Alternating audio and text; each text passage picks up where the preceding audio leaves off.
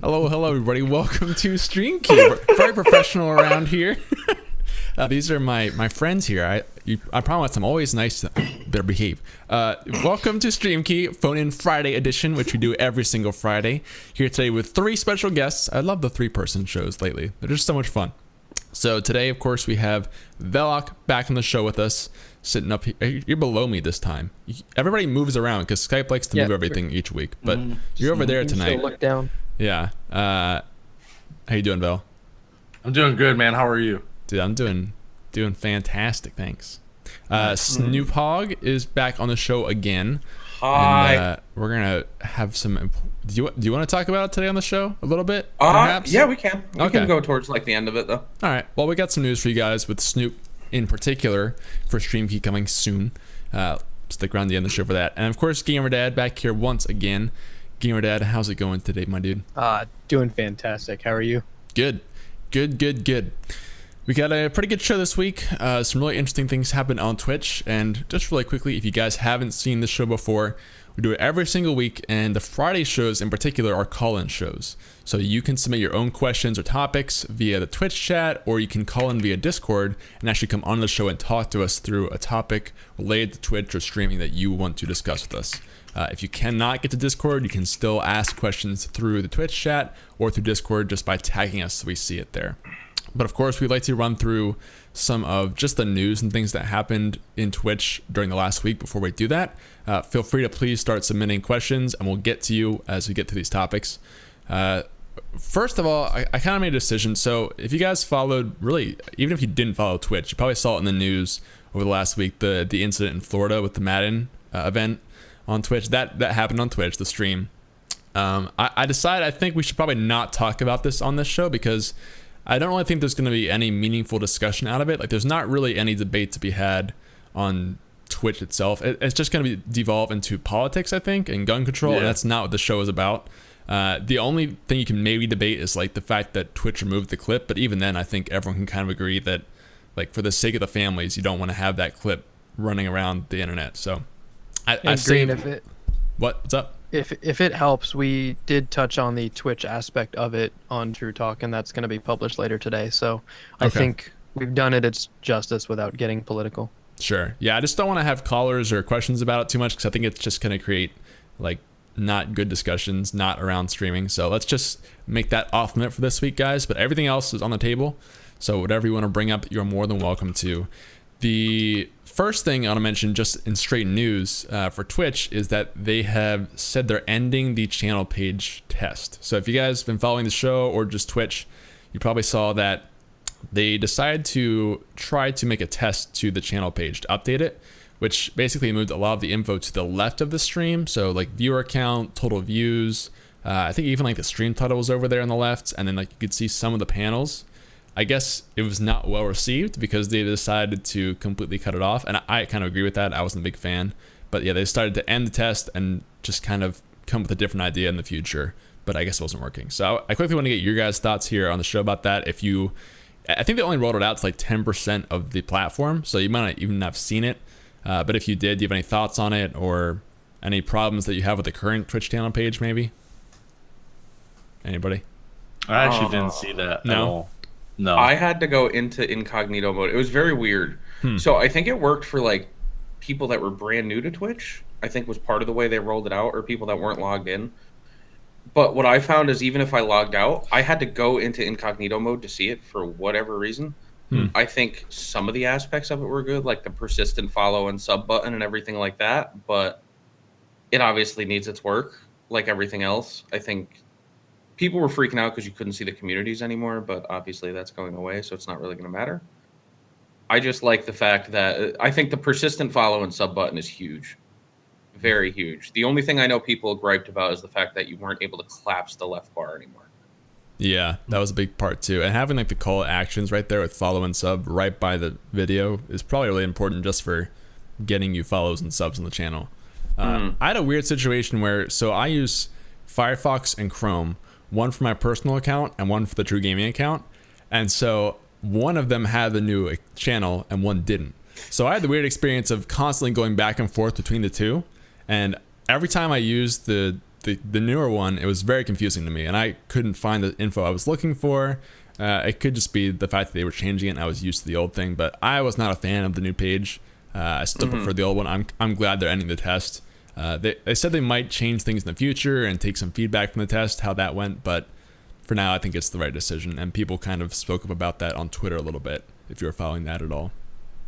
So, yeah, I mean, I think some of the changes that they were considering in that overall setup could or maybe should be implemented into the current setup, right? Like they separated out your subs, who you sub to were showing up in a separate section above who you follow. And I think that was a cool feature, but you don't need a whole new panel for that. I'd like to see them really try and get the right feedback, but maybe they're listening. We'll see. I think that part's still there, right? The fact that on the left organization, your sub channels are still at the top. That's still there for me. That's not part of the channel page test. I think that's separate. So Twitch hates me then. that may be another thing they're also testing on, like a small group, but I don't think that's the same as the channel page test. So you still have hope there. But I mean, that's a good point though, because some things like having panels more visible is kind of nice if you want to actually use them. Although I'll be honest, when I had the test, I still didn't use the panels at all, even though I could see a little bit of them. So maybe it's not really that big of a deal anyway. We all know how I feel about panels. How do you feel about panels? Minimal, almost non-existent. Minimum. Perfect. You are the content, not your panel. Yeah, don't go too crazy. New mistakes. Don't distract from your stream early. Yeah. Okay. So the other thing I want to talk about is the fight, but I want to see if we get some callers to discuss that too, because basically we're going to talk about how Twitch handled the fight, not the fight itself. But we do have a caller from For Your Utmost. So For Your Utmost, you there? Hello? Hey. Hello, can you guys hear me? Yeah, how's it going? Sure. Awesome, it's going great. Actually, I had a question that I was waiting to be answered. So if you guys need to, kick me out, I can wait for a little longer. I had a question not relating to what you're getting to. Oh, really? Okay. Yeah. So I can back out and wait till later.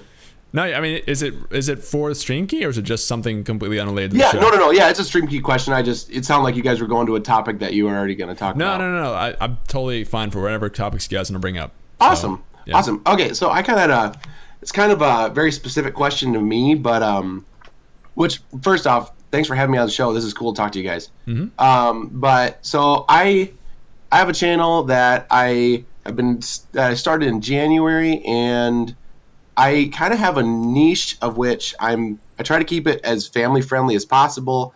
I try to make it, zero vulgar topics, no sexuality talk at all, no swearing.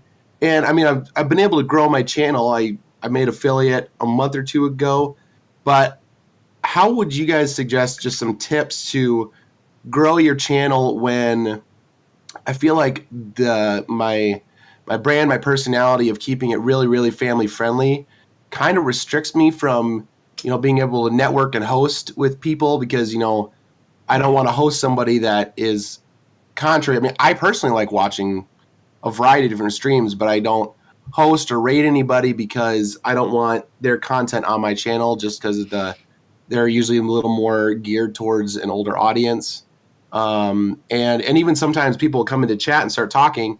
I feel like me saying, "Hey, let's keep PG. Let's not use any cuss words or anything like that," kind of turns people off. Is there any tips that you guys can give to maybe, I don't know, make myself a little more appealing while still not betraying my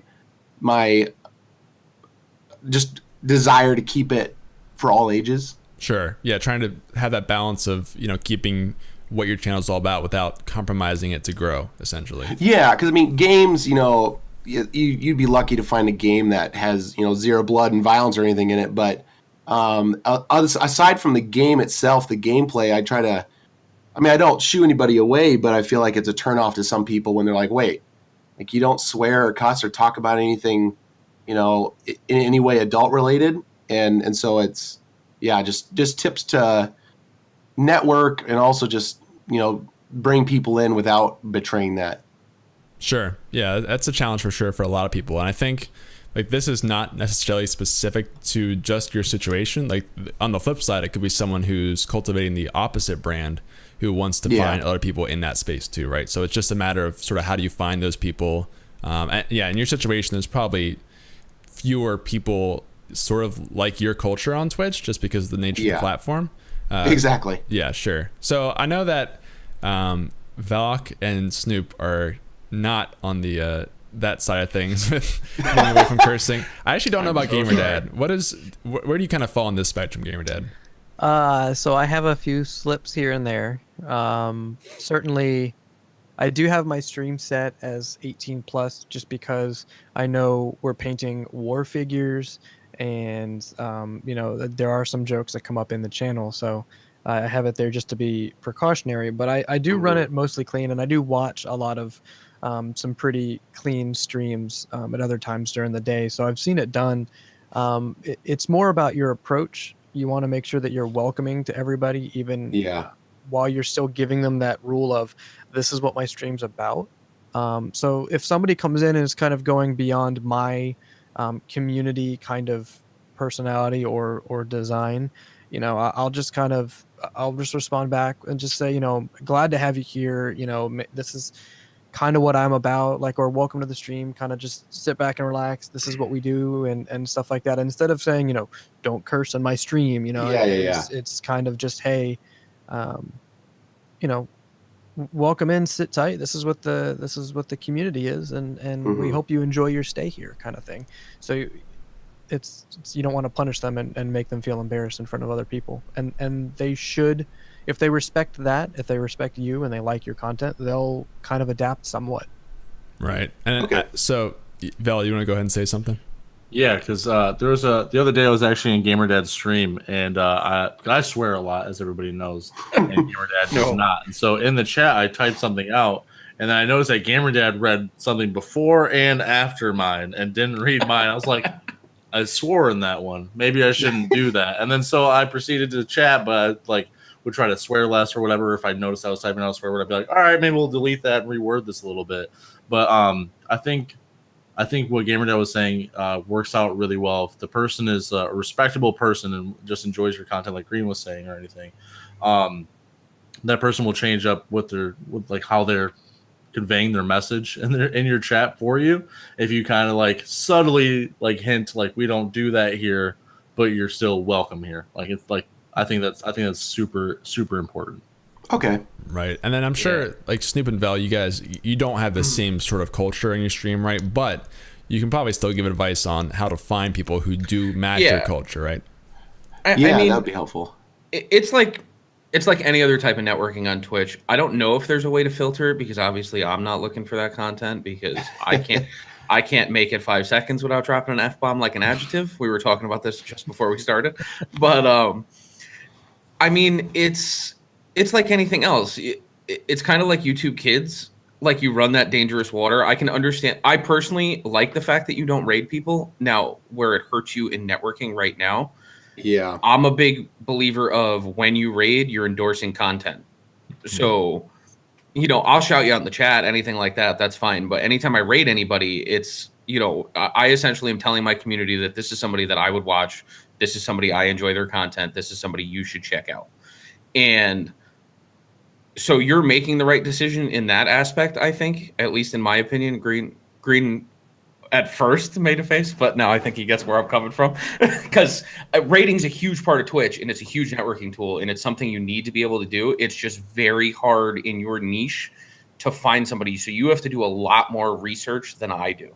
Okay. Because you're going to have to watch somebody for a good amount of time to see if their content lines up with yours, where I can watch somebody for 5 minutes, and if we're both hyped up personalities and we're having a good time, it's regardless of whether or not they're what I quote unquote call a PG streamer or not. Yeah.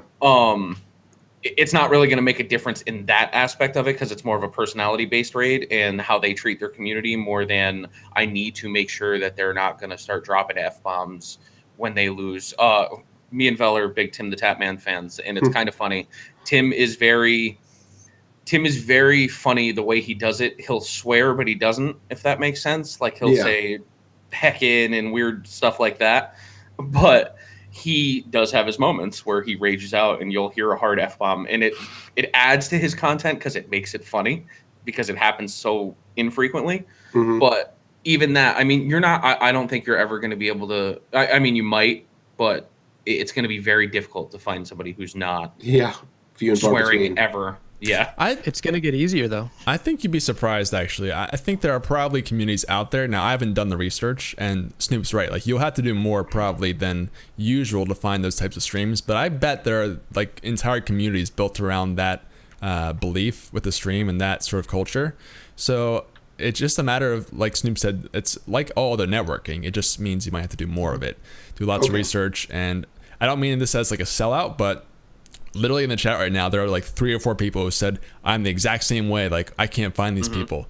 Those might be people you can connect with because they seem like they're kind of in the same boat. And again, like I think Velox said, you probably have to spend more time watching them to make sure that they are the kind of people who you want to have on the stream, because it's going to take longer for you to know and have that peace of mind. But it's a good starting point. And there are probably some communities out there that these people could also connect you with who are in that same kind of boat. So yeah, and Green, I was saying it's going to get a little bit easier because with the new tags coming for Twitch, when they blow up creative and IRL, one of the tags is family friendly. So you will now be able to designate with hashtag family friendly.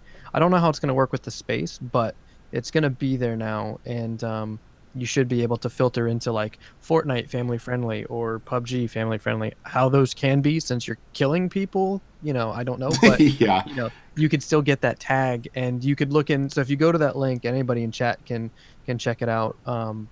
Those are the new tags that Twitch are going to be coming out with. That's the initial run, and you can look into things that kind of align with your community now. That would be awesome. Awesome. Anything else to add to that before we move on here? No, that's great. Thank you guys so much. Sure. Thank you for calling in, man. We appreciate it. Thanks, man. Thank you. All right. See you. Awesome question. It's very different. I like that. Yeah. It's very out of my wheelhouse. Yeah. We had a question in the chat from Rural Root. These are all sponsored streamers for TRUgaming. And you can see the specifications of that in our website if you want to learn more about them. Or check them out in the chat. We have some more questions coming here, I think, from the Discord. So let me jump in here really quick. Basically, Jack the Streaming Snack always has paragraphs of questions, but he has really good questions, so I try to get through them here. I think he's talking about a name change. So basically, I did some research about how people felt about name change, and there were quite a few people who, quite frankly, didn't approve and were quite vocal in their opinion about it. What do you guys think? Is it a good way to self-promote, or is it not in good taste? Oh, so he's specifically talking about like a TV username. So if you're using like VelocTV, SnoopHogTV, for example, like that kind of username, which is sort of an interesting topic with you guys on here. Have you found like any reason not to have a TV at the end of your name, maybe in like games and things? So like if you're in Fortnite or Overwatch or whatever, changing that to be something people would come out and watch, or .tttv for like Twitch. I don't put it in my in-game names. Okay. Just because 9 times out of 10 when you're playing Fortnite, it has become a meme in the Fortnite community of people having TTV in their name. They'll be like, oh, TTV, by the way, you know, stuff like that.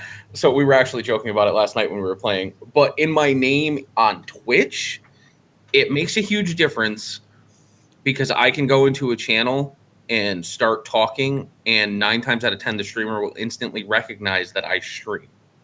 So it's a good networking tool, in my opinion, because it makes you stand out as somebody who streams, where like somebody with a name without TTV in it or anything like that, you kind of look at and you have to wonder, you know, do they stream? Are they just a viewer? You know, stuff like that, where it's a very distinct switch when you go into a channel and you have TV after your name. There's a few channels where like I've been in on raids and I'll say hi to people, and depending on how they are as a community and stuff like that, they'll be like, oh, hey, what do you stream? That's like the first thing they ask.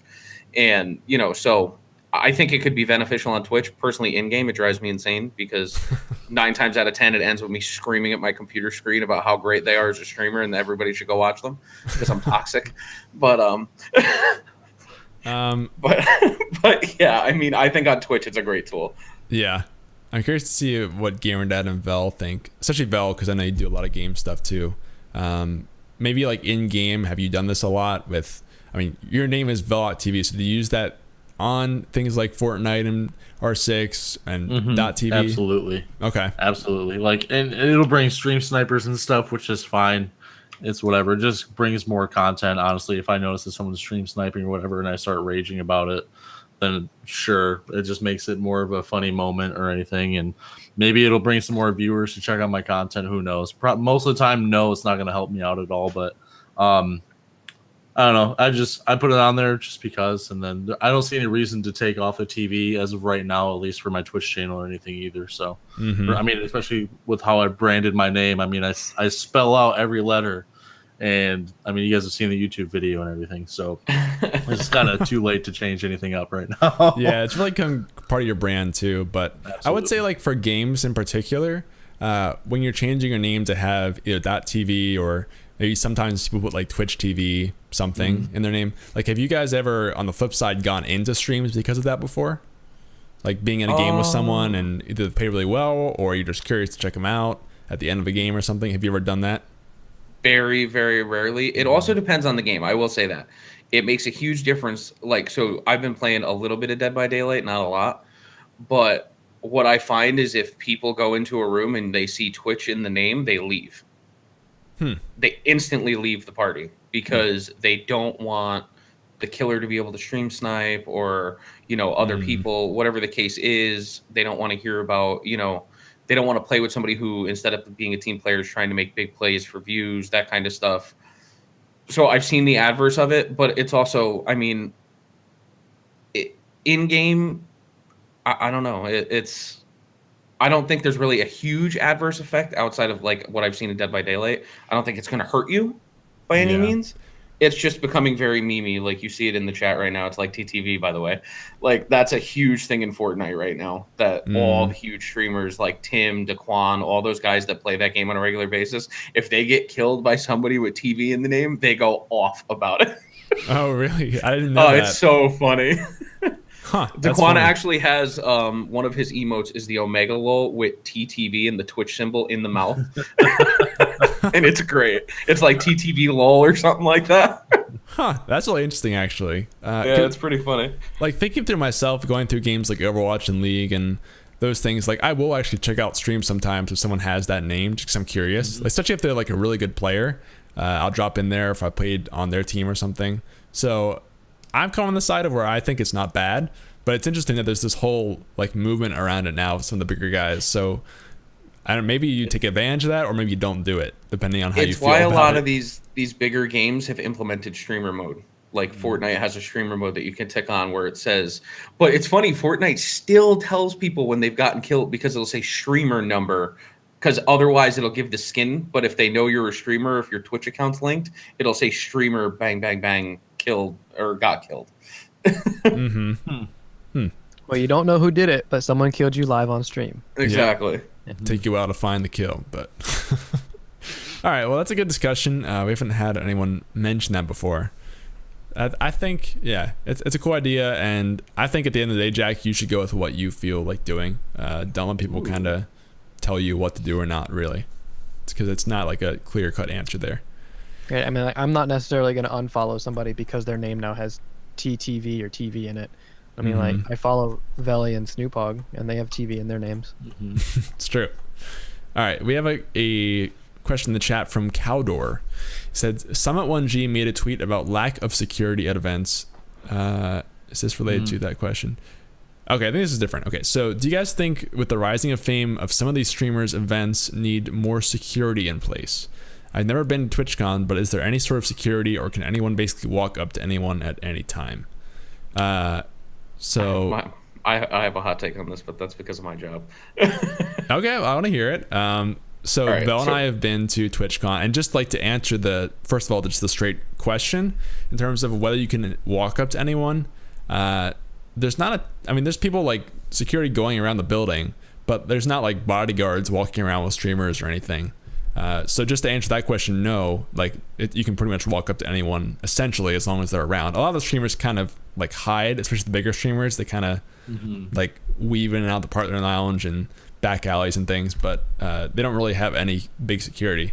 Now, in terms of where they need them or need more security, that I think we can get into a little bit here. And yeah, for sure.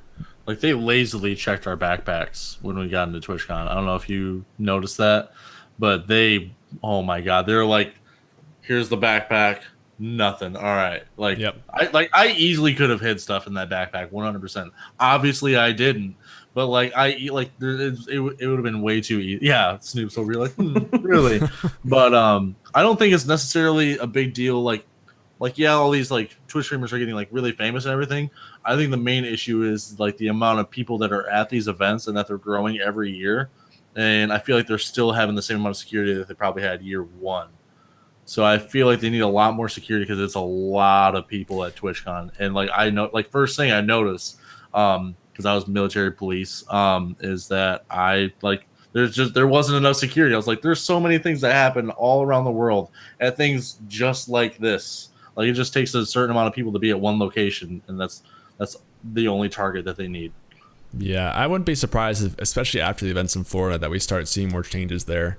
Absolutely. Because that, I think it really kind of wasn't unprecedented in terms of, like, this is not a debate of, you know, the ethics of the event or anything, but the fact that it happened is definitely going to have some effects, especially in, like, gaming events around the world. Because to the best of my knowledge, there hasn't been a huge, terrible tragedy like this happen at a gaming event specifically. So I think we can pretty much all agree that it's going to have waves in the gaming community around future events. But yeah, Snoop, go ahead. Yeah, so I mean, for those of you that don't know what I do during the day or evening, I guess, I do 911 dispatch for police, fire, and EMS in a larger city. And I've also worked at major universities in my area doing the same thing on both ends of the spectrum. So what I can tell you about security is that it is very laxed in a lot of places that it shouldn't be. And that's a huge problem. And it's been a huge problem for years. Now, mind you, you can go into the 40-year political argument over gun control and all that. That has nothing to do with this. The problem is, gun control or not, you need to prepare for the worst and hope for the best, always. Especially at large events. You're talking TwitchCon's probably tens of thousands of people, you know, whether that be. And now it's mainstream. It's so mainstream now with Ninja and Fortnite and everything else that, you know, yeah, the Madden thing happened and it made a blip on the news, which, you know, unfortunately, things like this happen so often that it's become a desensitized subject. But if something were to happen at TwitchCon, it would be huge and it would be national news. And that's what people look for, what they call soft targets with big impact. That's why, like, so I'm from Connecticut and I'm sure 90% of the people in the chat would know about Sandy Hook. But Sandy Hook, the reason that was such a huge impact was because it was young kids. It was very, very young kids. While all of these things are always tragedies, that one hit the hardest because it was such a soft target. And nobody ever thought that somebody would go into an elementary school and do something like that. And then now security is so ramped up. And sadly, everything is reactionary in this country. So it's a lot of when it happens, then they fix it. And unfortunately, these things keep happening and they haven't found a way to fix it. But I would hope at TwitchCon this year, as I'm walking through, it takes a little longer to get through it. Like, I know people complain about airport security all the time and it drives people nuts. But to be completely frank, you honestly get through quicker than you probably should anyway. Because you should be thoroughly checked when you're entering a major event or you're entering an airplane or anything that could be considered a high-risk target or even a medium-risk target. I can go on all day about the security of things, but the long and short of it is I really hope when I go to TwitchCon this year, at minimum, I get wanded and they check my shit. Right. I do want to follow up that with like another question, because I think this is sort of what the viewer was also getting to. Do you guys think that, you know, some of the biggest streamers should have like more, you know, potentially personal security at these cons? Like, imagine, I always look at like Ninja because he is just such a once in forever situation. Just the amount that he's further ahead of everyone else on Twitch is just massive, right? So like, is there a point, or maybe we should at TwitchCon they have the meet and greets, right, where you can go up and stand in a line and meet these people. And a lot of the biggest streamers are walking around the convention. We saw them last year. QtPie walking around there. Summit was walking around the floor, just meeting these huge streamers, just hanging out. Do you think like that would or should change as Twitch continues to grow and more eyes get on these people and they become more and more famous? I think they're mainstream fame at this point for the most part, and it has to be treated accordingly.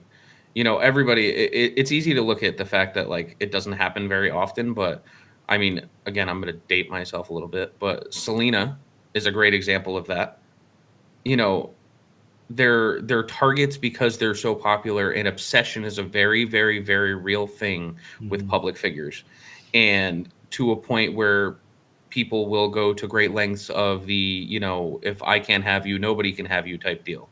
It happened with the girl from, I forget which music competition in Florida, the same thing. You know, she was at an event, I think she was a singer, and, you know, she was unfortunately killed. So it's, the more this becomes a mainstream media and the more this becomes a real deal fame, like it used to be a joke, like you're Twitch famous, like Ninja is famous. Like in every aspect of the word. Ninja is a name you can say to somebody walking down the street, and 9 times out of 10, they're going to know who that is. So they should absolutely have bodyguards. And I just saw B-Dash actually just mention Ninja coming out of Lollapalooza with bodyguards because there were swarms of people around him. There is also a chance, though, that was not his detail and it was the concert. Because a lot of these places will detail people to important people so that things like that don't happen, so that they can get through crowds and it's not an incident, because the last thing any Lollapalooza wants is an incident where Ninja gets injured leaving. You know, nobody wants bad press, so they might hire their own security to do it. But either way, I think that they should at least have what they call shadow bodyguards. So they're guys you don't even see, somebody dressed like me or Vel or Green or GamerDad or anybody, you know, your normal Joe walking around the con who's maybe 3-4 feet away from Ninja, and that guy's armed and, you know, has every training and ability to protect him if something does happen. I think you'll see a lot more of that where you won't actually see it, but they'll be there. Yeah, but that's a really good point too, because my concern, Twitch to me is a social media aspect, right? You are putting yourself out there for everybody. So if I were to see some big names completely bottled up with bodyguards and you can't have any interaction with them and they just go breezing by everywhere they go, that, you know, that's going to be too far, although they're really safe and they should be safe. But, you know, the shadow concept is what I was going to jump in on, because I want to still be able to feel like they are out there and open to the public in some regards, as long as they're being safe. I've met in my dealings growing up, some of my family and close family friends were involved in a lot of charity organizations where celebrities would come, and you would always feel uncomfortable watching somebody come in with all of these armed guards and kind of quarantine them off from the public. Because, well, what's the point of being there? You're only there to get your face out there for your own benefit, but you don't care about anybody else. Where if you had a safe kind of shadow bodyguard, like you were saying, they can still do their charity stuff, get their FaceTime, interact with their audience, and still make everybody feel comfortable. At least that's my thought. Yeah, it's a tricky line to walk for sure. Exactly. Absolutely. Yeah. That's a lot of these guys. I think you're going to see more of the mainstream publicity events. You're going to see more signings with heavily controlled, you know, paths and security and people, and they're not going to do a lot of this just be in the crowd interaction. I don't think you'll see it now, and this is going to sound horrible, and unfortunately I pray it doesn't happen, but this is how this kind of stuff normally works. You won't see it until something goes bad, and then it will be tenfold, because, you know, right now the idea is, listen, I'm a Twitch streamer. Nobody knows who I am. You know, it's cool. People come up and say hi to me, that kind of stuff. Every once in a while, somebody gets swatted. That's not going to be me. But when stuff starts to go off at public events, that's when you're going to see a big shift in how they do things, in my opinion. And I think we will see the effects of it later at cons this year already. And I think we can all agree that basically they do need to beef up security just for the cons itself. But then also the streamers themselves need to be thinking more about it at these things. So good discussion, though. We've never had that topic come before. So thank you for that question. All right, well, let's change gears a little bit and go into sort of more of a fun topic. I think it's more fun. Basically, sadness. So I don't mean to doubt it. If you guys didn't hear, four big YouTubers did these big fights last weekend on Saturday, and it's a whole YouTube thing, but it does impact Twitch, so we have to discuss it a little bit. The Paul brothers and then KSI, and I honestly don't remember the last guy. They all did this big fight, huge pay-per-view thing. You had to pay to watch it. You couldn't watch it on YouTube or online or anything. Well, you weren't supposed to be able to. But of course, just like the Mayweather fight and that whole situation, people on Twitch were streaming the fight on Saturday. But it sounds like it was many more than even like the Mayweather fight, to the point where, Twitch was taking them down as fast as they could, but it got to a point where they just could not control it anymore, and they gave up. And they decided, and I have like on record that Twitch employees were seen in the streams watching the fights after they gave up, which is nuts. And Yeah. Didn't I also see that Twitch had more views for the fight than YouTube had? Yeah. Something like Yeah, that. well, because YouTube, I think, is where you could pay the $10 to watch Yeah. it, right? Yeah, which is funny. And like, I don't want to, like MPI is saying it's rigged. Like, the fight itself doesn't matter. What we want to talk about is like how Twitch handled the situation, because they gave up taking it down. Some of the staff were seen in streams watching the fight. And then I also heard, again, I couldn't find the source. I tried to find it. I heard from somebody that employees were saying that technically they didn't have to take down the stream until the people who were responsible, like the people whose content was being stolen, told them to take it down, which were the guys fighting on the stage. So how were they supposed to tell them? So I just throw this right jab, take my stuff off Twitch, Yep. and then you swing. You're like, So They I wanna have get, management companies, by the way, but yeah. Of course, I'm exaggerating. no, but, no, like, I know. But the reason I say that is that their management companies didn't seem to care because it was free publicity. Yeah, I don't know. Well, It's tough to say well, what not we're to gonna care. dive way into this. But yeah, but- you guys but can. I want to get your thoughts on the whole debacle. Whether you think like it doesn't really matter, or if you think like this is pretty bad for Twitch, for publicity, for setting a precedent for future events. I fucking love it. I think it's amazing that they're just like, you know what, we're just gonna let it happen, because like, I don't know, like Twitch has like been super like starting to lean towards more corporate lately, and for them to just be like, you know what, fuck it, we're not gonna deal with it anymore. Like, what's gonna happen? Like, they can't, like, they haven't yelled at us yet. We're just gonna let it go until they yell at us. Like, that's such a non-corporate thing to do, and that is amazing. Like, that they're just like, whatever. We'll just let it ride until something bad happens. I think that is amazing, and I love Twitch even more for it. Absolutely. Yeah. I'm on the side where, like, I think it's hilarious that it happened. I love talking about it, but I think it's really bad for Twitch. Like, if you guys are trying to like make this a long-term platform where you can actually, I don't know, like be in good legal standing and have these big events coming to the platform, if you want to stream things like the actual fight in the future or something, like having cases like this happen where you just give up and it's like, well, yeah, we know we really should take it down, but technically we don't have to. Like, that's a bad precedent to set there, in my opinion. I don't have the Snoop and GamerDad if you guys have thoughts on this one too. I really think that this is hysterical, obviously. I think a lot of the problem was the fact that they did not have enough staff to take down 10,000 channels streaming this content at the same time.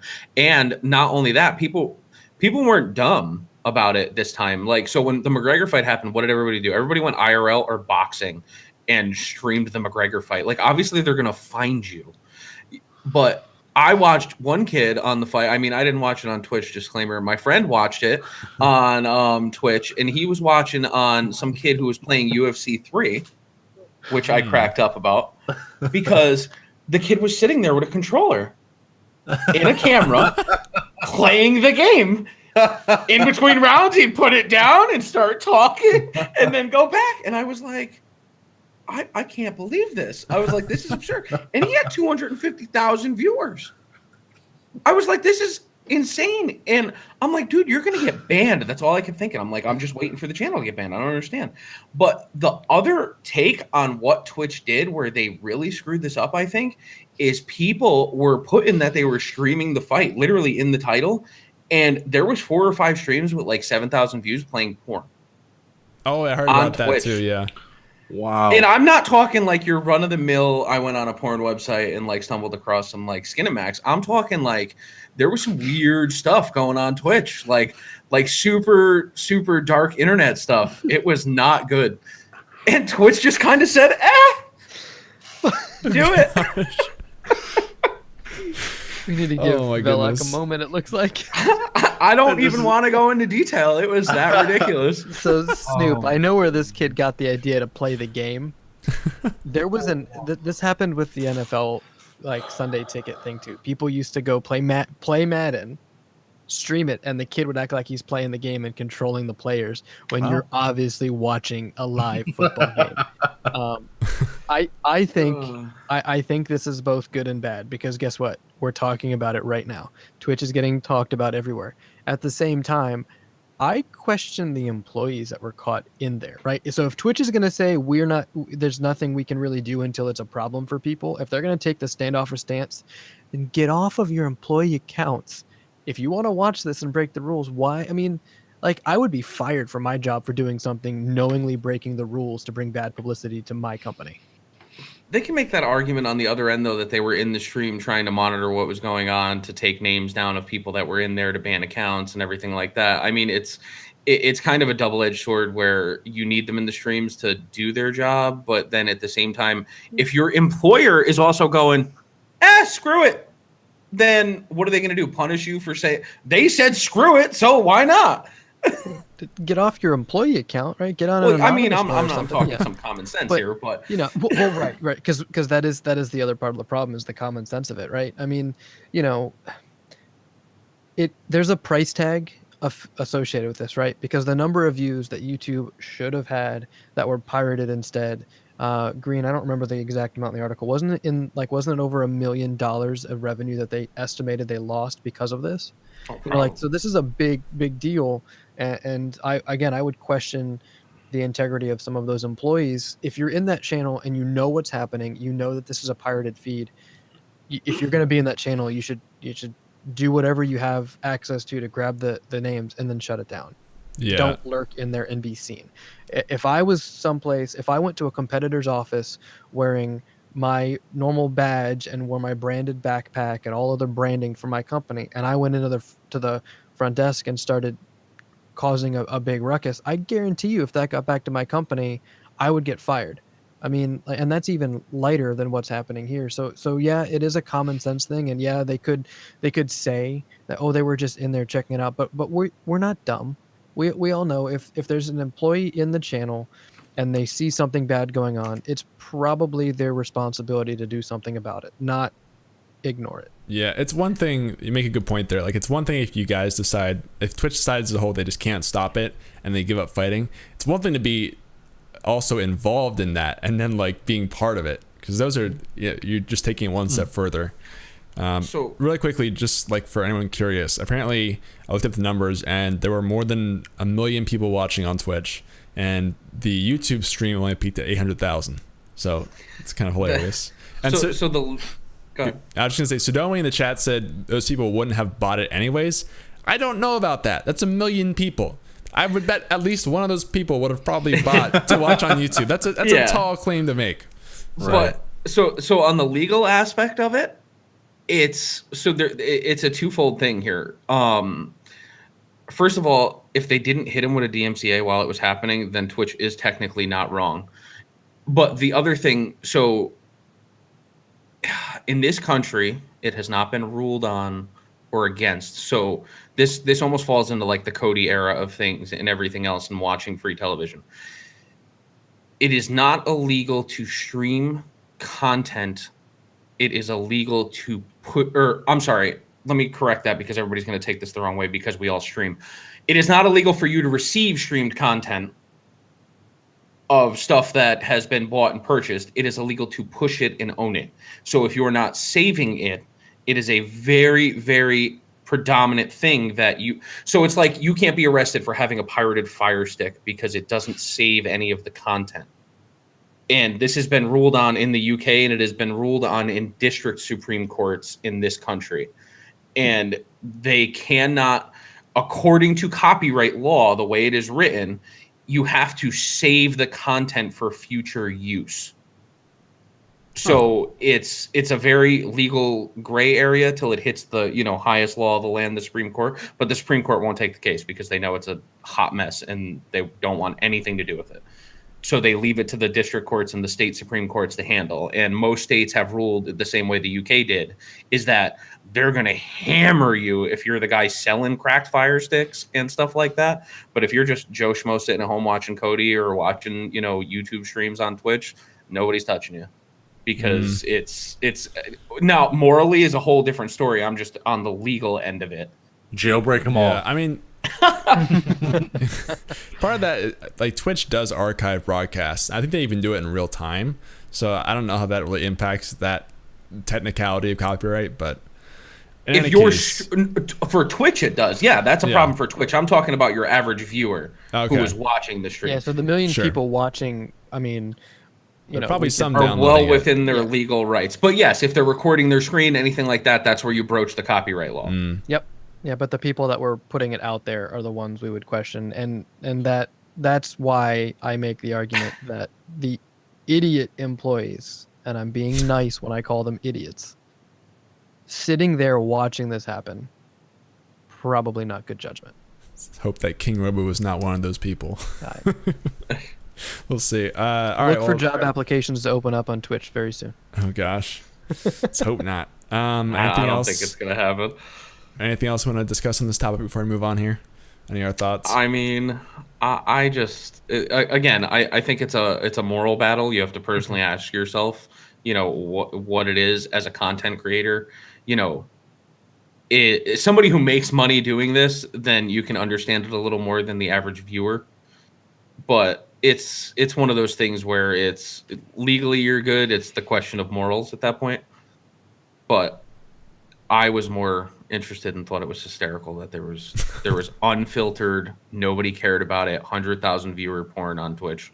That was my big takeaway from that whole situation. That Twitch kind of, not only did they throw their hands up on something that they should have dealt with, but they threw their hands up completely because they just lost control of the platform for an hour. Right. Yeah. Because it didn't really, really get bad until the Logan Paul KSI fight. Like the undercards, it wasn't terrible. They were still banning channels. But once that channel went live, it exploded. Or once that fight went live. The fight. Yeah. Well, yeah, but that's what I mean. And the problem, well, that too. But it's a mess. Like the big takeaway from this is like, I think it's great that Twitch threw their hands up and it's funny. But you kind of threw your hands up to the entire platform and not just the fight. And that was the problem with that whole thing. Yeah. It's one thing like, all right, we've lost control of the fight thing. Let's move on and ban the channels who are using the fight as a cover to do something that is a blatant TOS violation, like playing porn to 100,000 viewers. That's absurd. Like, people on Twitch. Oh, yeah. Mom, what's that elephant doing? Because that was a thing. Oh, gosh. Oh, yeah. You're Some all poor kids this weekend were scarred for life. I seriously question what is going on in that head if elephant is the first thing you bring up. That was literally on the screen. I don't know what weird foreign movie it was, but they were speaking a different language. And there was two men. So I thought it was Ace Ventura because I saw the guy climbing in the back of it. Yeah, nope. Stop it. Oh my God. This has been String Key. We're gonna end up. Have a good night, everybody. All right, bye, guys. Watch the VODs now. Moving on, we are about an hour in, so if you guys have any calls or questions you'd like to bring up, now is a great time. We have a wide open caller line right now if you want to join Discord, and of course chat is open for questions. I think we might maybe have some questions in the Discord chat. There was one I threw in there. Okay, was that from you or from someone else? It was from Ken. I'm sorry, I meant to put that there. Ken. Okay. Yeah, Diver. I love this question. Oh, cool. By the way. Let's grab Diver first. Love it. Well, too bad. We're waiting to grab Green's on the warpath now. Dive there. Hello. I promised I'd call. What's up? How's it going? Good. How are you? So, different topic, less controversial, maybe a little boring, but so I'm at a point where I'm starting to consider decreasing the number of days I stream, just because I have to do other things to pay the rent. And I've been downloading the data and just kind of looking at trends over the last 3 months since I started streaming. And I noticed there seem to be two stats in particular. Well, everything that Twitch gives you in your spreadsheet can be under two stats. So one is basically the number of viewers and followers and all that. And the other one is interaction with the stream. So the number of chat posts and the number of people chatting. And my question is, for someone my size, an affiliate, trying to just, get the momentum going, which do you feel might be a little bit more important at this point for gauging success? The interaction with the stream, or the number of people who are actually showing up and just being there? Gotcha. This is a great question. So thanks for bringing this one up. Yeah, basically, someone growing on Twitch. I want to throw this to you guys, Snoop, Veli, and GamerDad. As you're growing, do you put more emphasis, maybe, I don't know, do you think this changes over time, or is it always the same? Basically, do you put more emphasis on the number of people that come out to a stream to see you, or how engaged the select people that come out? Like, would you rather have a smaller audience that's very active, or have a lot of eyes in the stream, people coming into the stream consistently?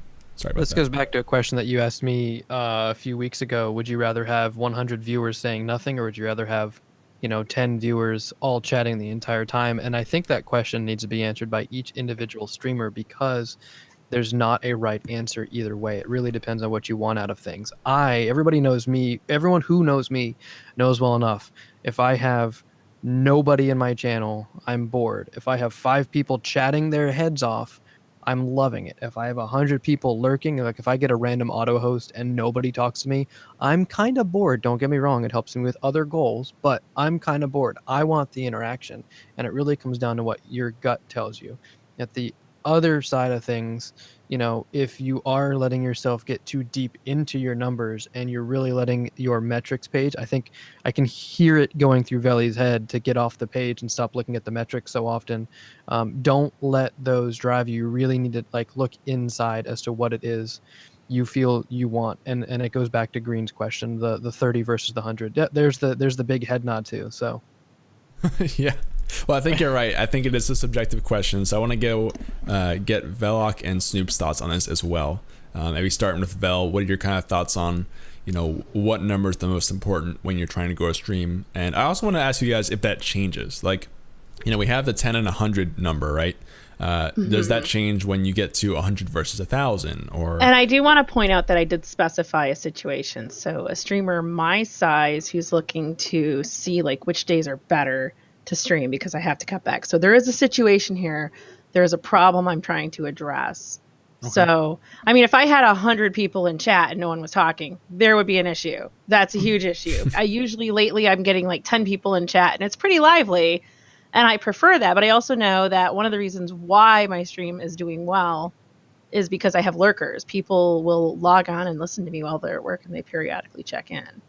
So let's keep in mind that there is a situation here that I think it applies to most of the people in chat. I think a lot of people here are about my size. Okay. Sure. Yeah. So when I was still obviously I'm still a small streamer, but when I was still sitting at maybe 10 to 15 viewers, most of the time, most of those viewers were lurkers. So you're looking at your numbers and you're just trying to see basically you're trying to justify streaming and trying to see if you should be streaming less because you need to make money at your other job, I'm assuming. Okay, so there's a few different things to look at here. And one, don't worry about your numbers as much as you are. You're worrying about it too much. Oh, no, I'm not worrying about my numbers a lot. I'm a business person. I do understand analytics. I'm just trying to figure out which ones really matter in Twitch. Okay. So this is my first time looking at my numbers in 3 months and really making some graphs and trying to see some trends for each day. Okay. Which ones are best for growth. Right. One thing you can also do is look at your VODs, see what like when your chat is most active, try to like figure out why that is and everything. But also one more thing you need to look at is like say you go down from streaming 5 days a week to 3 days a week.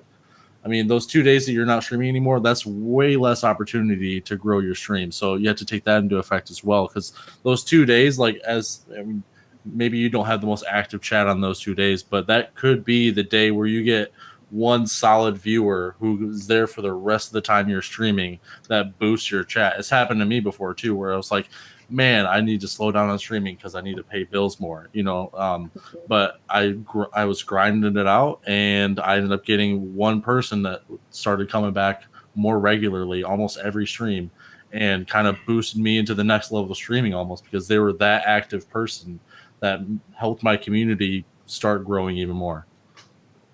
So it's cutting back. It makes sense financially sometimes, but if you want to stream, it's about the grind, whether it's good or bad. Unfortunately, I'm not making bills, so I can't do 6 days a week. Right. I'm looking at my numbers, and it looks to me like so far, I may want to start streaming on Saturday and get rid of Wednesday, for example. Okay. Or get rid of Wednesday and Friday. Okay. I don't know. It depends. I still have to look at these. It's a little unclear. So basically, I would be reducing my streaming by 1 day. So, some days, some of the stats are pretty obvious. Like, yes, I should be streaming regularly on this day. And others are like, oh, this is a crappy day. But it's an art. When you're analyzing data, it's an art. Right. To figure out what's really going on. So I'm a huge... Really quickly, I want to get some more context. So are you kind of in a situation where you have 2 days that are, one of them you have really active chat, and the other one you have lots of people in chat but less active, and you're trying to decide which one to prioritize more? Is that sort of where you're at? So my best day is Sunday, and like everything's green on here. Everything exceeds all my averages by a lot. And of course, chat's very active because I do Jackbox. People love Jackbox. There are other days like Tuesday and Wednesday are iffy because I might get some average numbers, but lower engagement, or I get good engagement, but hardly any numbers for viewers. I don't know. How do you start working through those more complex situations? Yeah, I'll let Snoop go ahead and give his thoughts too, because probably ties into that as well. Yeah, so I'm much like you. I'm a very big numbers person. I don't look at them while I'm streaming, and this drives Vel nuts, but I'm on my numbers on a regular basis. But that's because I can look at my numbers and not let it detrimentally affect me if they go down or something like that. Right. I like to look at my numbers because I like to look at where I peak when people talk, and then I go back to VODs and see what was going on in comparison to dips. Mm-hmm. So as for picking a day, I recently did this myself. I swapped a day, and it's been beneficial because it's just the other thing I would tell you, which I think would be huge for picking which day you're going to drop, is look at the community you have, look at the people they watch beside you, and look at those schedules. So if you're live, what I found is like I'm in a decent circle of, our community is in a decent circle of people that kind of are all spread out between different streams, and they're all in the same group spread, in all of our streams. So what I found was on a night that all of us are streaming, because we all stream around the same time, all of our numbers take a hit because now it's not everybody's on PC and can open 3 streams at once or stuff like that. So there's a lot of things outside the numbers that you kind of need to factor in for this kind of choice specifically. Do I think that viewership I think active chat will bolster viewership. I always say that I tend to stay in a stream more if the chat is active, because now I know people aren't just sitting there throwing lurks at a channel. I do like that idea. It's not hard to have 60 viewers and 3 people chatting. Right. Because you get, like GamerDad said, or, you get one good host and your viewer numbers are up there. And then if I'm I click on your channel because you're playing Overwatch at 60 views, and that's like the metric that I want to watch. And then I go into your chat and, 3 people are typing every 10 minutes and it's slow. And I personally remember the days of how hard it is to just talk to me and my computer screen, and my bot. So it makes it hard on the streamer, and it affects you as a streamer, because especially if you get accustomed to having a moving chat and then it slows down, it's a very hard thing to come back from. It's hard to get back in that mindset of not having people talking and having to monologue your chat. Mm-hmm.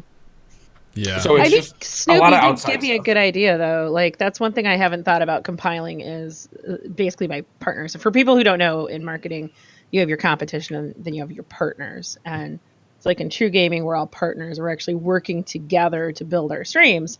So I hadn't thought about actually compiling the schedules of my partners and figuring out how it also fits into that. So that's I see that.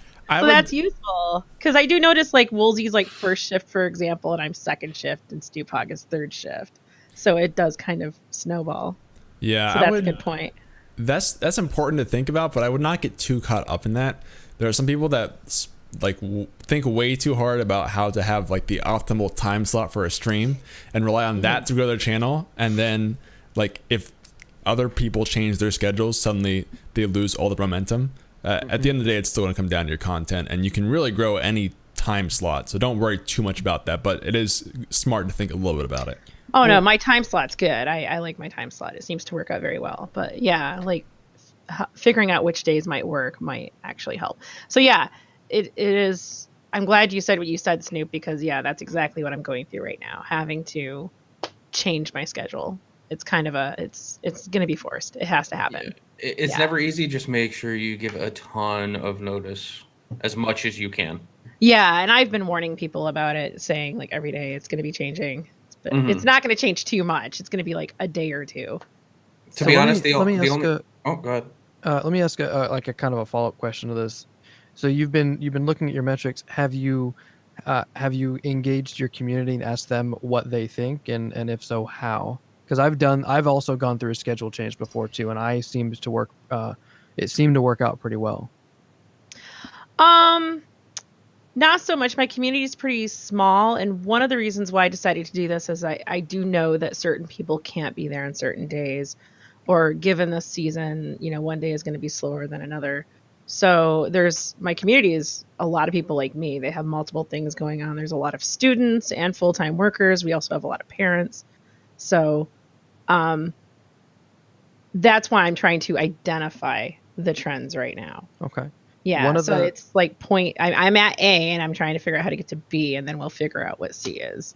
Sure. Well, one of the things I did, I had some real life things that impacted me and made me drop back a couple of days. So I spoke to my community, and they were also pretty small at the time too. I put out a straw poll, and it may not be the deciding factor, but it's going to help because you when this regular can't make it, when that regular can't make it, but then now you're tracking all these people that can and can't make it, and it's making your head spin. And maybe if you just asked your community through your Discord or whatever media you've got and say, look, I'm looking at changing the schedule. These are the options. Pick these nights that you wouldn't be able to watch me, or pick these nights you would prefer to watch me, and see if that kind of helps you to whittle it down a little bit. One, it engages your community and it helps you to organize your thoughts in some way, and it takes you away. I know from a business perspective those numbers really help, but it helps get out of your head from the business decision and lets you get back to your community decision and kind of feel what they want from you, because ultimately this is how much I can stream. How can we make this work with my community? Oh no, the community has definitely been a focus. That's the whole reason why I'm looking at the data. Yeah. No, because that is marketing. You have to look at the person, your target audience. So, and I will say the data you get from Twitch is very good data. It shows like how many people are showing up. Yeah, it's gotten better over the years too. Oh yeah, it's nice. Yeah, I was pretty impressed. It's very easy to go through this data and arrange it, and it's really easy to overanalyze, though. Yeah, I'm not an overanalyzer. I'm a big picture thinker. I do know there's a lot of people with less experience who like dwell on every number. There's a difference between doing that and looking at trends. So if you have a dip on one day, so what? That's one day. You need to look at what the overall picture is, which is why graphs are useful. But it's also why I've been taking my time at this, because I'm trying to collect the data that will actually give me a picture. If you're looking at 1 or 2 weeks, or even 4 weeks might not be enough. You have to get enough information to make a really solid decision. But yeah, I've been hearing some things about the chat stats versus the viewer stats, and it seems like there is a balance for someone my size that needs to be achieved. Sure. Yeah. Hopefully this discussion helps you think through that a little bit more. Yeah, it does. Snoop's advice though is excellent. I'm going to look into that and integrate that into my decision. Awesome.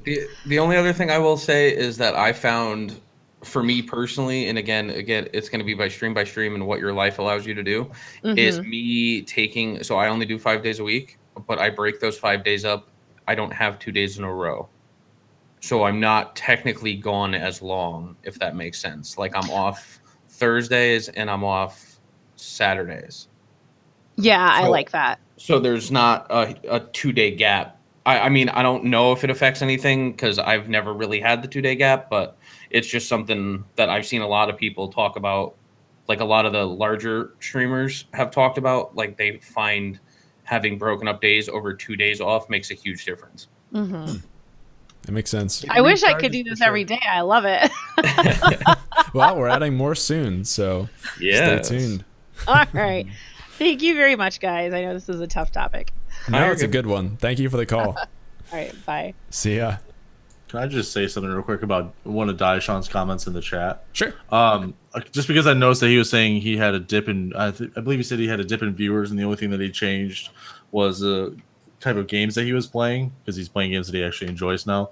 One thing that I can tell you is that, like, no matter what you're playing or doing, like, every streamer goes through dips in their viewership. No matter what, you're either going to plateau at some point, or you're going to plateau at some point, and you're going to lose viewers at some point. That's just how it is. I've lost all my viewers before. I've lost half of my viewers before, and grinding it out every time and pushing through will get you to the next level for sure. So just keep pushing, man. Don't stress it, because it's just something that every streamer goes through. I know you understand this, but I know sometimes it helps getting another outside opinion. Keep pushing, man. Yeah. You know, Melly, one thing that makes that really, really difficult, though, because Twitch is so public, you know, I'm going to use you, Snoop, and myself as the example, and I'm going to pick on both of you. Snoop's peaking right now. He's having a killer time on his stream. I'm kind of hitting a plateau or even a dip a little bit, and it's very difficult for some people to look at that other person succeeding. So if I look over at Snoop, right, you can easily discourage yourself by looking at where the other people are feeling successful when you might be having a rough time, and at the same time you can discourage other people in your successes when they're in a peak. And I'm picking on you both because of the positive energy that you guys kind of bring with your streams. I will never have a moment where I look at Snoop having a successful week from a kind of a perspective of discouraging myself, because he energizes his community and I'm part of that community, and he helps bring that positivity. So it's also who you know and who you put yourself around to help you with that. Your community is your viewers and your streamers, and you know, when you're having a bad time, your community will pull you through it. No, like that's very true. One thing you have to think though is, like, with everybody else's success, like for me, like I had a time of my stream where my friends were doing really well on Twitch, and I lost everything at this point. Like I lost all my viewers, and I didn't know how to deal with it. And I got super envious, and I got super down in the dumps about it, and I was super inconsistent for a long time. And like I had to rewire my brain entirely to be humble and competitive, are like the two things that I say the most, I think, when I talk about my mentality on Twitch. Because like Snoop is having a killer week, he's doing fucking great. That just means I need to be better than fucking Snoop. You know what I mean? Like, I'm not trying to be better than Snoop. I don't think I'm better than Snoop. I don't think that I'm better than anyone, but I'm always going to try to be better than other people, because it is super competitive on Twitch. I'm super happy he's doing well. I want him to always do better than me. I want everybody to always do better than me, because it's just going to make me want to push even harder every fucking day. So you just have to work on rewiring how you think about things and how you process information like that. Yeah. So keep pushing and just think of it as a competition, but super friendly. Yeah, I'm the same way. If I don't see people doing better than me, I'm gonna get lazy, and I know it. And it's not like a reflection on me. It's just that I'm like, I will look at it as, all right, what I'm doing is working, and I don't need to change anything, and I don't ever want to be in that mentality.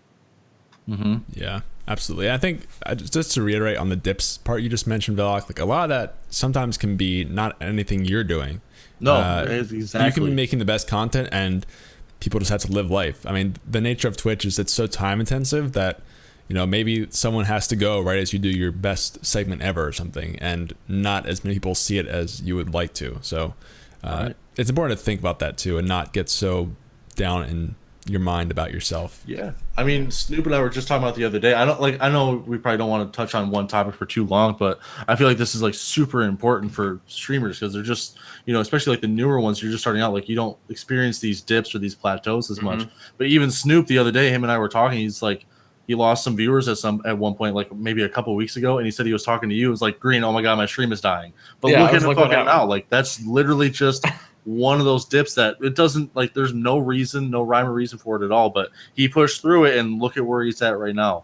Like I lost everything at one point. I gained it all back. I got another dip, and I'm at the highest I've ever been on Twitch before, ever. And like, it's not because like I might be a better streamer, but that doesn't necessarily matter because it's just dips and plateaus that happen. It's just, there's no sense to it at all. It's just something that everybody experiences. And I just want you guys to stay competitive and super happy and humble and just like, just be positive all the time about Twitch, whether it's a good stream or a bad stream, because anything can happen. Just as long as you enjoy it, just enjoy the process. And that's exactly what I was just going to say. It is always a grind. It is, if you want this to be something, and you know, Green loves to say goals, and that's the best thing in the world in this situation. Goals is you need to know what your goal is on the platform. So it's, if you have a goal of, so I want this to be successful, but I enjoy doing it. And the second I stop enjoying the grind, that's when it's going to become an issue for me. And that's when people hit burnout. And you need to be able to recognize that. Like, I did my 24-hour this week on Sunday, and then I was on such a high because, you know, 24 hours are always bolstered in your numbers. You're always going to be way more saturated than you would be on a regular stream. And then I streamed that night after sleeping for 6 hours, and it was such a mistake. And I ended up taking 2 days off because I was like, look, I'm going to burn. And like, I could feel it because Monday I was like, I got to stream because I got to stay, you know, I just hit this huge high in numbers. I got to stream. And then I streamed for like 2 hours and I was like, I should have never gone live. I did it because I felt like ass. I was not enjoying myself at all. I was so exhausted, and I was like, I just got to stream. And it's obvious. It bleeds through in your content. Like, I looked at it after and I was like, oh, my bad. Like, I shouldn't have did it. And your community will understand if it's not a regular occurrence, if you're not like every week canceling a stream or something like that. If you got to take a day, your community will get it. And to be honest with you, sometimes I've done that, and then I panic because I'm like, man, I'm going to lose my momentum. And then I come back after 2 days off, and my numbers are actually way higher than they normally are. So don't panic so much when, like, I panicked. I DM'd Green. I panicked because my numbers dipped hard. And I was like, oh my God, I don't know what happened. And Green was like, take a deep breath. Like, you're all right. And it's just, sometimes it is what it is. I mean, everybody falls. I do my best to not fall into the, you know, numbers affect me thing. And I do a pretty decent job, but everybody has a moment where they look at it and they're like, no. Absolutely. Yeah. Yep. And that's, you're going to take a hit. Just to like wrap this up before we move on, because Meemaw is waiting in the call. So hang on there, Meemaw. The reason I just mentioned goals so much is because it really just influences every other aspect of your stream. It's so important to understand the core motivation and what you want to get out of streaming, because that will influence how everything else in your stream happens in terms of how serious you take it and what you want to get out of it. Just understanding that is so important so that you don't get you don't lose sight of why you started streaming and what you want out of streaming in the first place. So great discussion though, Velok. So thank you for bringing that up, and Diashan, thanks for sharing, man. It sparked a really great discussion. So that was awesome.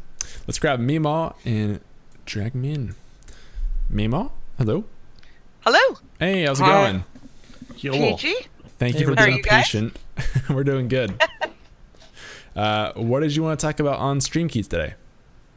Well, I'm a variety streamer, and I have a variety question. So, if you're a variety streamer, how much variety is too much? Because if you're playing, let's say, Ark, which is an open world survival game, you can come and go as you please. But if you're playing story games interspersed with that, and maybe a few story games, how long between like episodes can you really make your viewers wait, and how many is too many? I love this question. This is like the perfect title for this episode or something like that. So first of all, really quickly, so do you guys all kind of consider yourself variety besides maybe GamerDad, or maybe you do GamerDad, I don't know.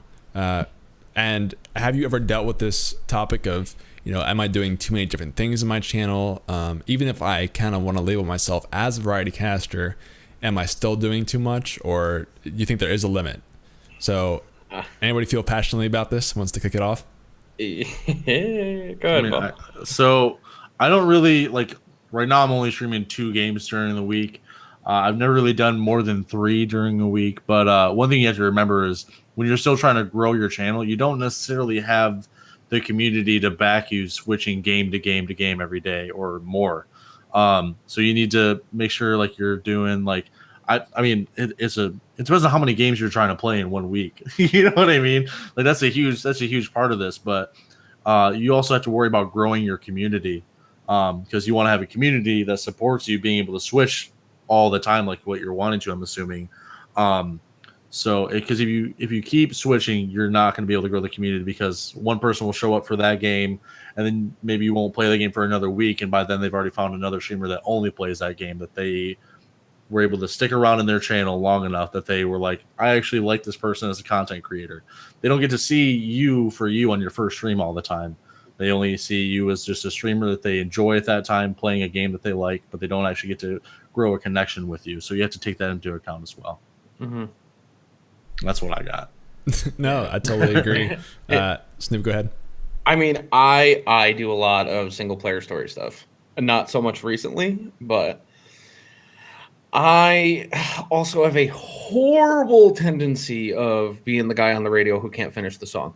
Like I got a radio scan. It's the best way to describe it. And I have been struggling with this so much lately. You need to set a goal, in my opinion, out of, again, I know Green loves this word, but there's a reason for it. It's true. Everything you guys ask is very subjective to what your goal is with your stream. So something like this, for me, like I consider myself, I'm a variety streamer. Like I will change games 2 times, 3 times in a night sometimes, depending on how it's going and what we're doing. Story games, story specific games, my best advice is to play through them consistently. But if you're playing through a story game and you're starting to maybe not get bored's a bad word. You're starting to get kind of burnt out on the game, because that can happen with story games. Story games are amazing. Some of them you can play, like I played God of War for 18 hours straight and it was incredible. But there's some games you can't do that with. Like I love Kingdom Hearts. I could not play Kingdom Hearts for 18 hours straight. I give Dan nothing but credit because he just played it for 24. But it's just a game, like I love it, but I can't play it all the time. So the best advice I've ever gotten and seen as a variety streamer is that you play whatever you're usually playing for the first 3 hours of your stream, and then you can switch. Preferably 4 and then switch. I don't know how long you stream for. It's hard for somebody like me because normally I only do 3 hours. So I got to really kind of decide what I'm playing before I start. And if I'm doing a playthrough of a game, I try to do it consistently. So like I did Fallout New Vegas, I did it consistently throughout, a 2-week span, just because it's like watching a movie and then halfway through you got to wait a week and a half to watch the rest of it.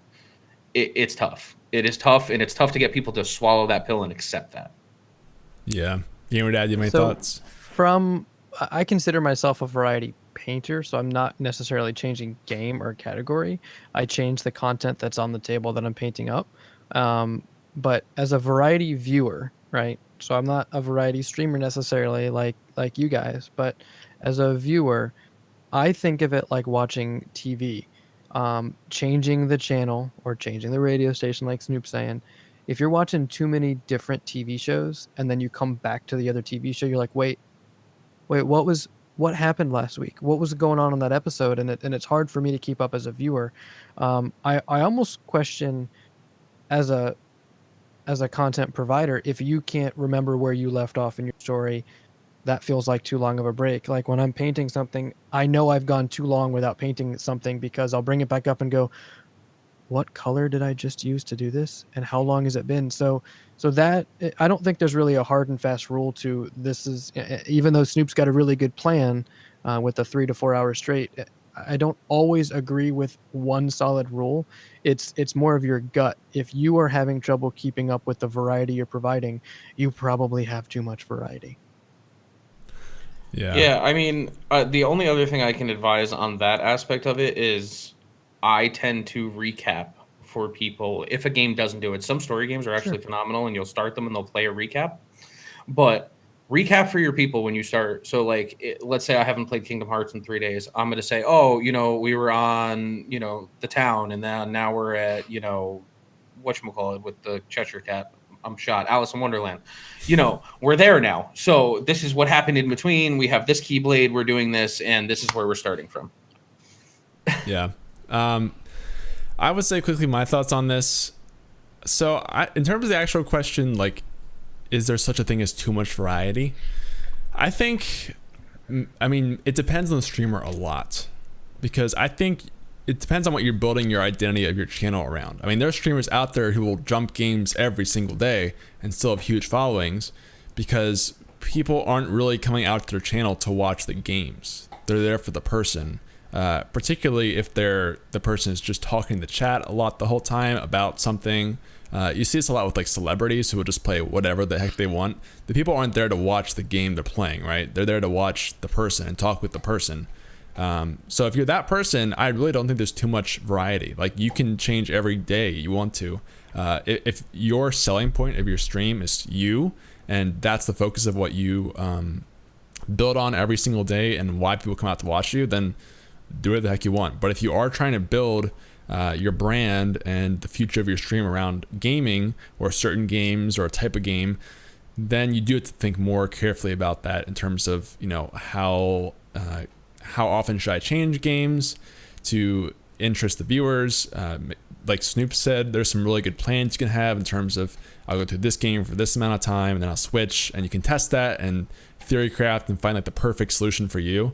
So it's very subjective, I think, in terms of like how you want to grow your channel, and that's something you really have to decide and then test and go forward with. And you can use plans like Snoop's if you want to. Dan had like kind of a follow-up question to that, which is very similar, and I think again it's what Snoop was talking about.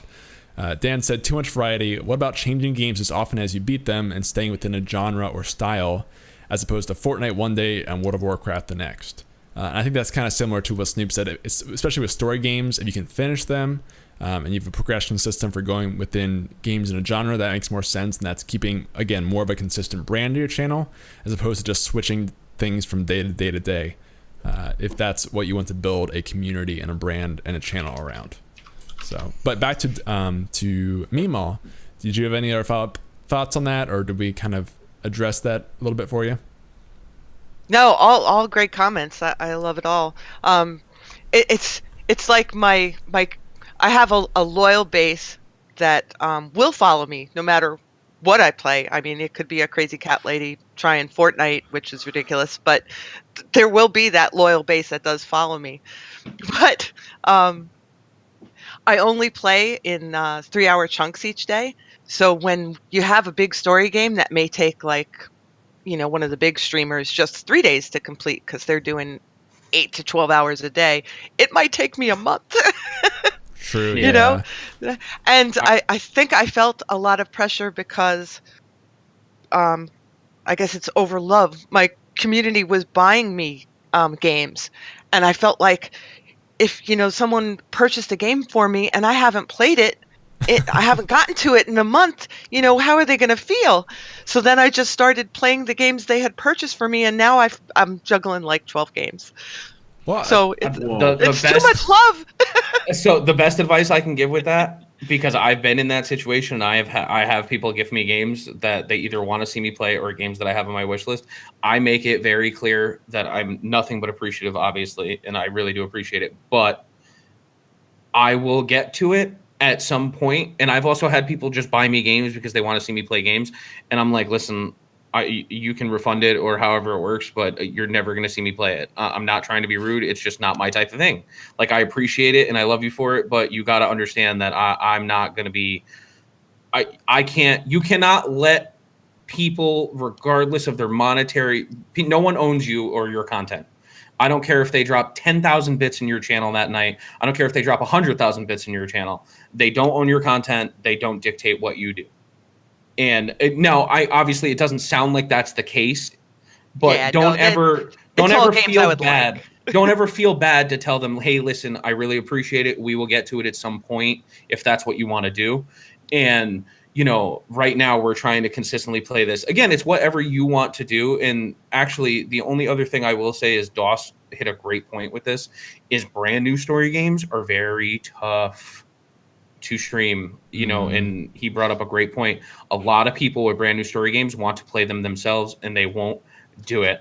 And to answer a quick chat question and not to segue too much, Dan, anytime you want to play Daddy Dating Sim, I'm in. Oh gosh, I'll do it too. I think that again goes back to just what we said about it's really subjective, right? Like Snoop said, you shouldn't feel obligated to do something just because the chat makes you. But if you want to play games that chat gives to you, that's a decision you can make. It's important that you make that and not just like you need to do something because either the community is pressuring you to, or you see like on paper, you know, this is the strategy to grow, right? It's your stream. So you decide if you want to stick to a game for a week because that's how long it takes you, or if you just want to hop around every day and play games people give you, that's really your call. There's not really a right or wrong answer there.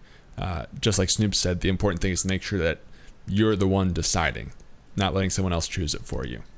Really quick, we get a follow-up question to this again from MPI. Keep this coming, guys. He said, I can't get into the call to follow up on this, but he said, what do you do when you can't choose a new game and your community isn't very responsive sometimes to help choose? So you've just finished a game, you move on to your next one, but you don't know what it is. And kind of the opposite of Meemaw here, like the community hasn't really told you where to go with the next game, right? They haven't given you a game, they haven't really spoken out about a game. Do you guys have experience there or tips in that situation? Oh yeah. Yeah, for sure. COD beta ruined me. I got spoiled. Now I can't play anything without it being COD, and it upsets me. Explain. All right, so COD beta came out, was it last weekend or 2 weekends ago?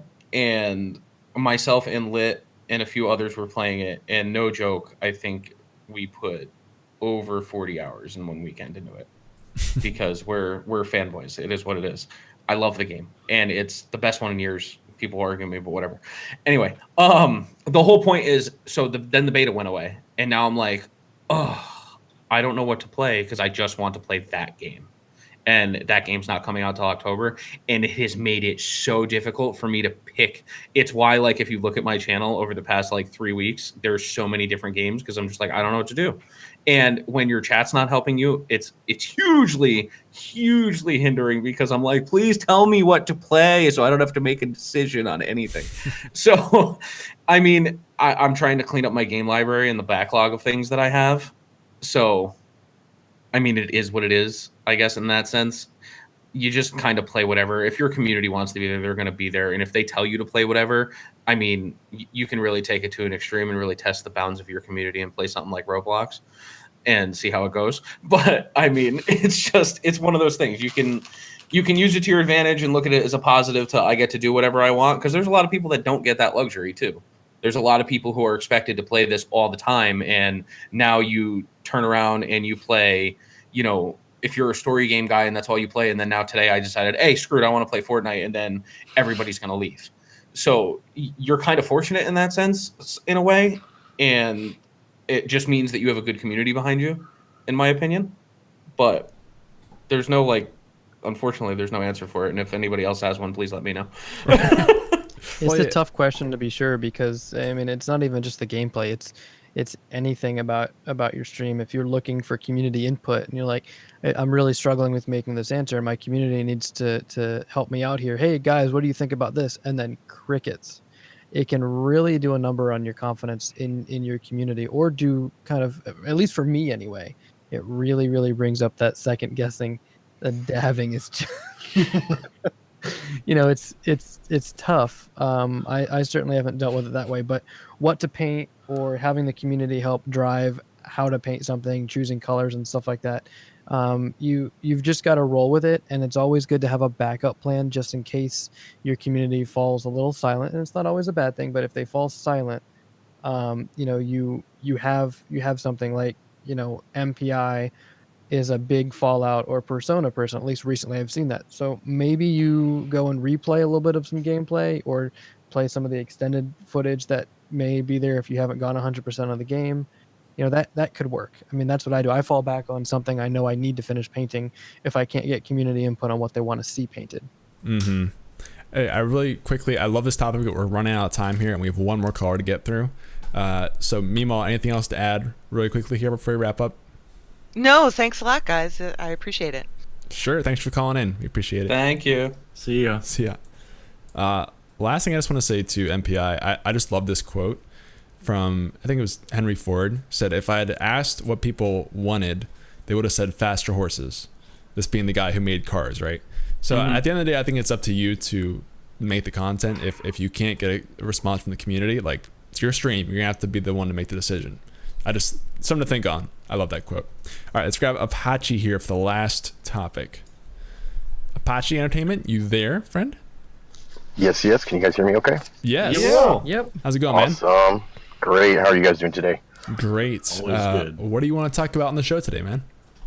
So, as a new streamer myself, I am planning to do a 12-hour stream pretty soon, and I was wondering if you guys had any advice, opinions, anything you guys can give, like, to a newer streamer doing their first 12 or 24-hour event. Sure. Awesome topic. I love it. And congrats, dude. Hope it goes well. So, Me too. you guys here, have you all done 12? I know 2 of you have done 24-hour streams. I just did one. Oh, I just okay. did Sunday. All right. Well, Yeah, I was making fun of Elf for this not too long ago. Mel, have you done a 12-hour stream? I've done a 12-hour stream. Okay. And Stu has 2. GamerDad, I don't have you. I think I've done 10. Like, Okay. I did a charity Memorial Day thing where I went 10. Okay. Well, okay. So looking back, what lessons did you learn from the long stream, and what would you tell to Apache going into it to be ready? So one thing that I learned, you want to stay hydrated. You want to, every certain amount of time, get up and get your blood flowing, because sitting in the chair for so long is going to actually be very unhealthy for you. I streamed at times that I've never been on Twitch as a streamer, so I had to kind of get used to or be prepared for, I want to say, some disappointment, but also some surprises into who will be there, because my streamers know my community is late at night, so they know, well, late at night East Coast, so I know to see them then. If I'm starting extremely early, I might see other people, but I might see nobody at all. So it's really important to keep yourself motivated to keep doing this and be prepared for any of the pitfalls, I guess, maybe not the right word, the peaks and valleys that you'll run into in a stream. Nice. Snoop, go ahead.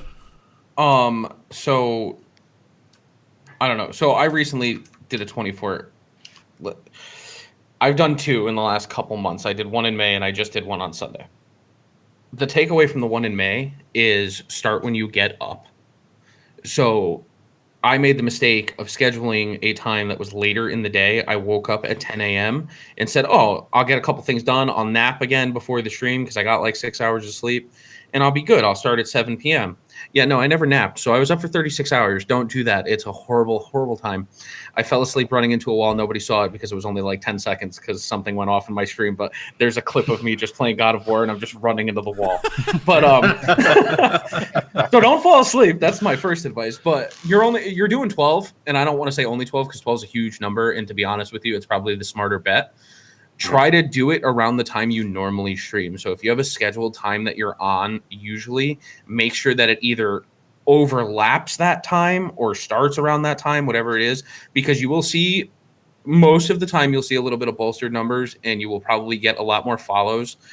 But you got to remember, a lot of these people won't be back, and it's not a dig or anything like that, and it doesn't take away anything from doing the 12-hour. But like, I was on at 10 a.m.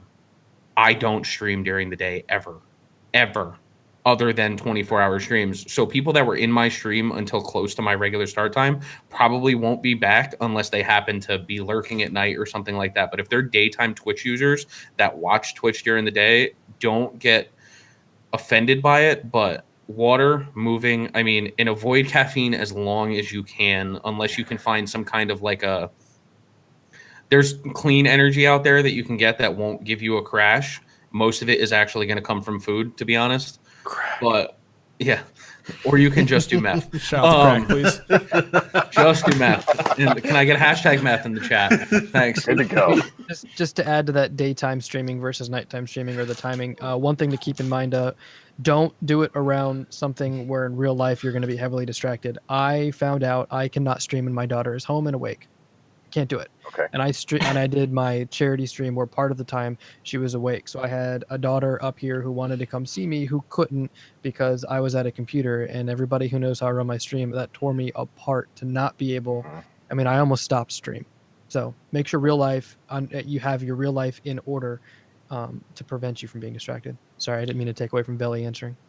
No, I mean, I only have like one small thing to add to that. I've only done one 12-hour, and I didn't do that until this year for my birthday stream. And one thing, and like part of the reason why that is because I didn't really have enough of a community in my mind that I knew that someone would be there to hang out with me during it, because I knew a 12-hour stream would be difficult. And so being a new streamer, not really having a crazy community behind you, it's going to be super difficult. And you have to realize that you're not going to get crazy numbers by any means. Like there might even be times where you have 6 people watching and none of them are actually there. You know what I mean? Like, you have to remember, like, you're a new streamer, so you can't expect, like, you can never expect anybody to be there, but it's going to be much less probable being a new streamer. So just take that into consideration. I'm sorry. No, you're good. I was just going to ask, if you don't mind answering, what is, are you doing it for any specific reason? Was there a goal, or you just want to do it? 2 reasons. The first one was I was having trouble with internet cap because I kept hitting my internet cap. So I finally got it sorted to where I have unlimited internet. So that was the first reason. I was like, okay, I'm going to do a 12-hour stream. I can stream as much as I want. I don't have to worry about this internet cap. Let's celebrate. The second reason actually came a little bit later, was when I got accepted into the True affiliate program. And I was like, yes, I am definitely doing this now because I have 2 things to celebrate. All right, then yeah. I mean, definitely do it. It just electrical skateboard's always there for me. Anyway, sorry, I got so sidetracked by that comment because it was great. But yeah, it's awesome that you're doing it for a goal. I'm glad you're not doing it just to do it, because the one thing I've learned is, like, I've seen people do these for growth, and it's really not a way to go about it. Yeah, okay. It's even somebody who, I mean, you're talking even huge streamers like Tim the Tatman did one for the WoW drop. A lot of people did it for the drop of the new WoW expansion. A lot of the bigger streamers, and even they will tell you, they're like, yeah, it's awesome, and we see numbers from it. And even the huge streamers like Tim the Tatman, you know, some of the most sub 2 people on Twitch will tell you that all this growth that I'm getting and all these subs that I'm getting at times I don't stream, I will never see again. And it's the truth. I mean, your average Twitch viewer is only, unless you have like loyal hardcore people, or depending on your time, your average viewer is probably there for 30 minutes to an hour, because it's a lot to ask of somebody to be around for 6 hours, 12 hours, you know, however long it is. And like, I'm very fortunate. I was lucky enough to have people that stuck out an entire 24 hours and they're out of their minds. But, you know, it's one of those things. Time is your most valuable asset and your most valuable currency. And I say this all the time, like, you can dump as much money as you want into your Twitch. You can, you know, have people sub to you, bid to you, whatever. But people spending their time is easily the most valuable currency they have to give you, because time is the only thing that you eventually are guaranteed to run out of. So, okay. Ooh, hi. Almost got through a whole episode, man. So close. Yeah. Anything else you want to add to that, man, before we wrap up here? No, man. That was fantastic. Thank you guys so much. Of course. Good luck with it, my dude. Thanks for the call, man. Thank you guys. Appreciate it. See you, dude. Bye. All right, guys. Well, that is going to do it for this week of Stream Key. So thank Can you I all make for a quick coming plug? out. Yes, you can. GamerDad needs to run, so I don't want to keep him too long. GamerDad, I love you. This will be I'm quick. gonna I leave promise. you with the wig chair in a minute. That's fine. I love you. This is very simple. For those of you that love this Phone In Friday, but unfortunately cannot participate because you work during the day or everything is, stopping you from being able to call in, or you're only able to be in the chat like a lot of people. Myself and Miss Fatal Kisses are starting the Stream Key After Dark podcast, which will be a version of this Phone In Friday, except it will be Wednesday nights at 9:30. Let me correct myself because I keep doing this. 9:30 p.m. Pacific Standard Time. So the reason I say it that way is it's a lot easier than telling people it's 12:30 a.m. on Thursday Eastern Time. So 9:30 p.m. Pacific Standard Time on Wednesday nights, starting on September 12th, will be the first episode. Myself and Miss Fatal Kisses, who's in the chat. Hi, Cap. We are gonna be doing Stream Key After Dark. There's some cool announcement graphics in the Stream Key Discord as well as the True Discord and everything else. It's gonna be awesome, and I'm very excited to be able to start including our nighttime True fam in all of this. Yes. So, and the streamers too, and guests coming on the show. So it's really cool. 3 episodes a week starting 2 weeks from now. yeah, which is it's awesome. gonna open a lot of doors. Yeah. So we're There very might be excited some to be of able us to get people working on involved. building up a watch party that are going to be making a little visit into the snap. After Dark. I like Sounds it. fun. I like it a Because lot. Yeah, it plays into a personal plug, which I will avoid. But I love the idea. But we're coming to show some love and support. The nightcap's gonna be there for you. Awesome. Appreciate it. Yeah, so I hope to see you guys, and I hope this opens the opportunity for people that usually can't do this time slot to be able to get in. Bye, GamerDad. Hi, wig chair.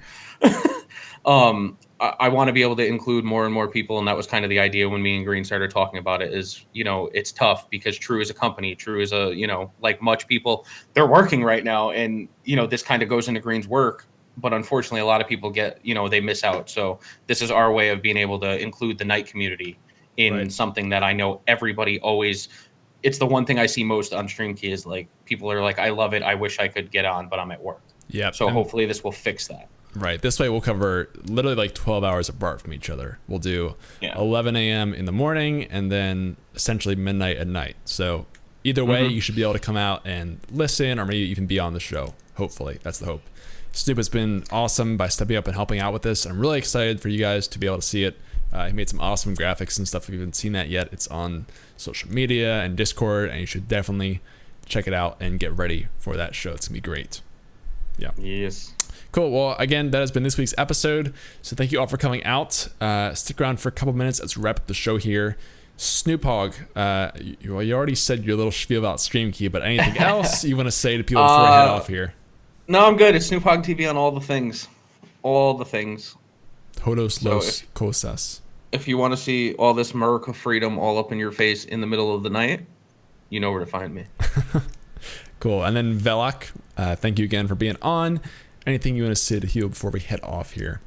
Thanks for being here. We love you guys, and hope to see you guys next week. Sounds good. And GamerDad, any last thoughts? No? All right. He's been really quiet. I don't understand. Well, if you guys want to check out GamerDad, his links will be in the description if you're listening, and of course right there on the Twitch stream if you're watching.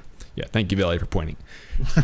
So we will be back next week, probably next Thursday for an interview, and Friday for Phone Friday, of course. Really quickly, I'm going to drop the link to the YouTube channel. If you guys want to watch like 50 plus episodes of the same show, you can go check it out right there for content for days. It's also on every podcast platform you could ever want. Spotify, iTunes, Google stuff, whatever, it's there. Please go find it, and it would make a big difference if you don't mind subscribing and supporting the show. We are going to head off now, and we're going to drop a raid on somebody in the True Fam. So stick around. It's going to be fun.